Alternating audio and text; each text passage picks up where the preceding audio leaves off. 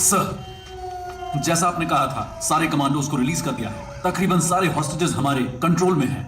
दंगे के दौरान 2-3 लोग बचकर यहां से भाग गए थे, लेकिन बस 10 मिनट में हम सबको टावर के अंदर ले आएंगे सर। ओके, सब प्लान के हिसाब से है, लेकिन गुजरते वक्त के साथ मामला सीरियस होने वाला है।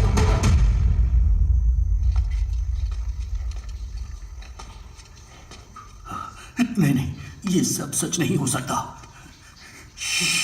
ये क्या कह रहे हो तुम? मैंने उनका चेहरा देखा, वो में से किसी को जिंदा नहीं छोड़ेंगे। किसको देखा? कौन नहीं छोड़ेगा? ठीक से बताओ ना यार। मैंने उनके गैंग लीडर का चेहरा देखा। वो जान दे देगा लेकिन सरेंडर नहीं करेगा, और जरूरत पड़ी तो सबकी जान ले लेगा वो। तुम इतना क्यों कांप रहे हो? क्या वो इतना बड़ा गुंडा है?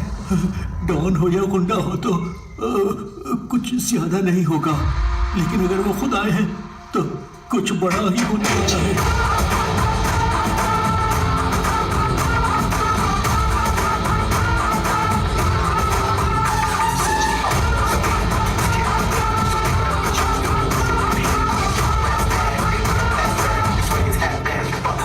बाहर सब लोग इन्हें बड़ा भाई कहते हैं, सब इनकी इतनी इज्जत करते हैं।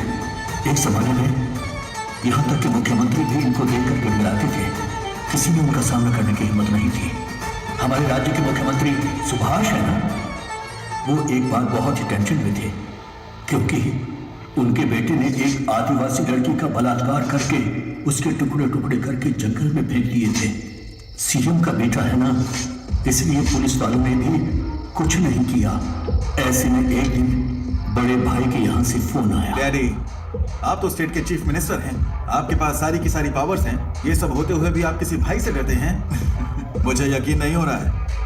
मेरे पास इतनी सारी पावर होने के बावजूद अगर मैं इतना डर रहा हूँ तो तुम खुद ही समझ लो कि मैं किससे मिलने के लिए इतना हिचकिचा रहा हूँ। जब हम किसी को गुस्सा दिलाते हैं तो उसकी हैवानियत बाहर निकलती है, और इस बार तुमने तो एक हैवान को ही गुस्सा दिला दिया है।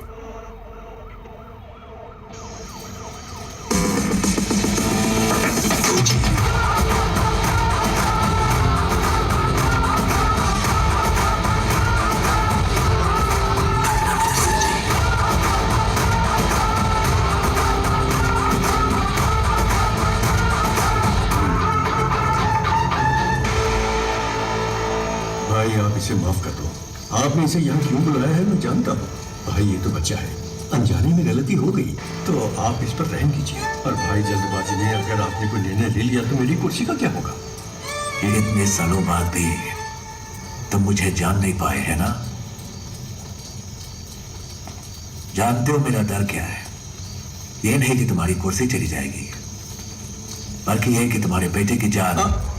भाई अब भाई मैं आज ही इसे सरेंडर करने को कहता हूँ, और उस लड़की के घर वालों को जितना पैसा देना हो मैं देने को कहता हूँ। मेरे बेटे को छोड़ दो भाई।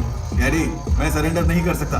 चाहो तो आप उनको और पैसा दे दो, वो जितना भी पैसा मांगे उनको दे दो। हाँ, पैसा फेंकने पर हर किसी का मुंह बंद हो जाता है। और भाई मैं इसे कुछ भी कह के समझा लूंगा, इसे कुछ मत कीजिए भाई प्लीज। समझाने की उम्र ये पार कर चुका है सीएम साहब, अभी तो इसे किसी और तरीके से समझाना होगा। नहीं नहीं सीएम साहब उठिए। मैं आपके पाँव पड़ता हूँ भाई, इस बार इसे माफ कर दीजिए भाई। किस भगवान को मानते हो? देवी चामुंडेश्वरी।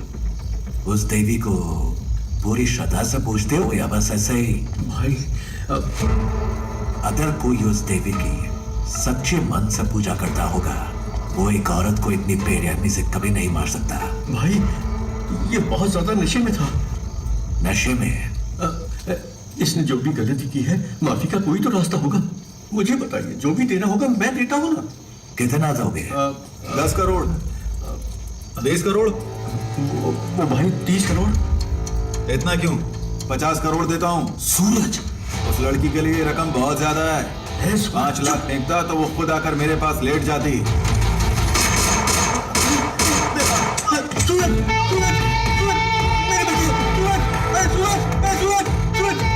सॉरी सीएम साहब, नशे में था।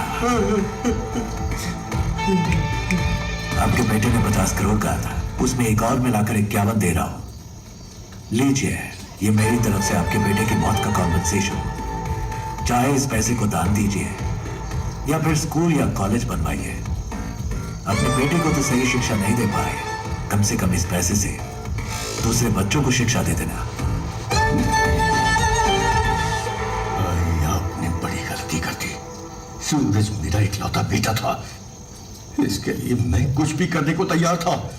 इसी ने तो कहा था ना, पैसा किसी का भी मुंह बंद करवा सकता है, इसीलिए उसका ये कॉम्पनसेशन। एक गुनाह को दूसरे गुनाह से ही ठीक किया जा सकता है। All forces entry. मेरे साथ जो होगा तुमने सोचा भी नहीं होगा।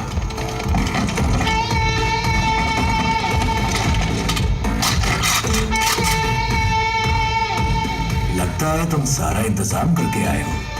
नहीं भाई, इसकी शुरुआत आपने की है।